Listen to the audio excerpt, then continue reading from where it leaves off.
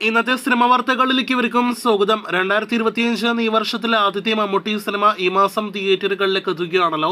ഗൗതം വാസ്തു മേനോൻ സംവിധാനം ചെയ്യുന്ന Dominic and the ladies പേഴ്സ ഈ ജനുവരി 23-ാം തീയതിയാണ് തിയേറ്ററുകളിലേക്ക് എത്തുന്നത്.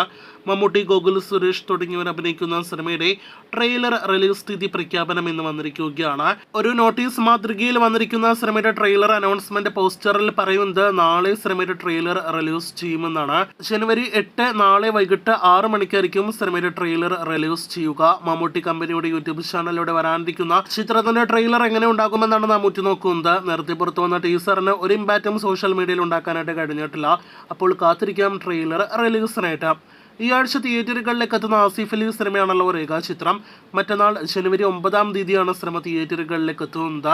ഒരു ഇൻവെസ്റ്റിഗേഷൻ ത്രില്ലർ ഡ്രാമ വിഭാഗത്തിൽപ്പെടുന്ന സിനിമയിൽ അണിയറ പ്രവർത്തകർ വലിയ കോൺഫിഡന്റ് ആണ് ഇതിനോടകം തന്നെ അഭിമുഖങ്ങളെല്ലാം തന്നെ കാഴ്ചവെക്കുന്നത്.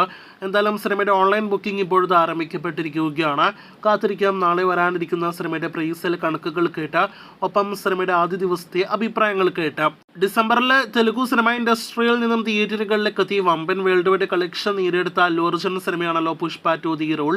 സുകുമാർ സംവിധാനം ചെയ്ത ചിത്രത്തിന്റെ ഏറ്റവും പുതിയ ഒഫീഷ്യൽ അപ്ഡേറ്റ് ഇന്ന് പുറത്തു വന്നിരിക്കുകയാണ്. അത് പ്രകാരം സാധാരണ ഒരു വലിയ ദൈർഘ്യമുള്ള സിനിമ തിയേറ്ററുകളിലേക്ക് എത്തിയാൽ ആ സിനിമയുടെ അഭിപ്രായങ്ങൾ നോക്കി പിന്നീട് കുറച്ച് ദിവസങ്ങൾക്ക് ശേഷം സിനിമയുടെ ട്രിം വെർഷൻ ആയിരിക്കുമല്ലോ തിയേറ്ററുകളിൽ കളിക്കുന്നത്. എന്നാൽ ഇവിടെ പുഷ്പ 2 എന്ന സിനിമയ്ക്ക് തിയേറ്ററുകളിലേക്ക് എത്തി 1 മാസത്തിന് ശേഷം 3 മണിക്കൂർ 20 മിനിറ്റ് ദൈർഘ്യമുള്ള സിനിമയ്ക്ക് വീണ്ടും 20 മിനിറ്റ് ആഡ് ചെയ്ത റീലോഡഡ് വെർഷൻ എന്ന പേരിൽ പുതിയ വെർഷൻ ഈ ആഴ്ച തിയേറ്ററുകളിലേക്ക് എത്തിക്കുകയാണ് അണിയറ പ്രവർത്തകർ. പൊങ്കൽ സംക്രാന്തി പ്രമാണിച്ച് ജനുവരി 11-ാം തീയതിയാണ് റീലോഡഡ് വെർഷൻ തിയേറ്ററുകളിലേക്ക് എത്തുന്നത്.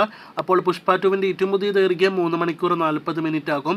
അങ്ങനെ വലിയ ദൈർഘ്യമുള്ള ഒരു ഇന്ത്യൻ സിനിമയായിട്ട് പുഷ്പ 2 മാറിക്കഴിഞ്ഞിരിക്കുകയാണ്.